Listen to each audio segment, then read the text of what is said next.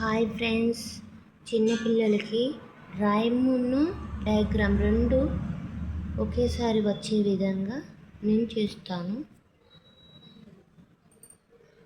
వాన వచ్చింది,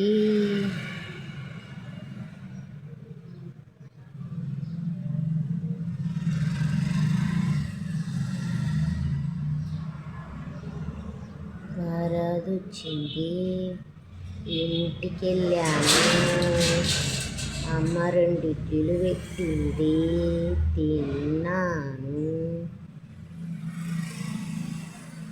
బడికెళ్ళాను,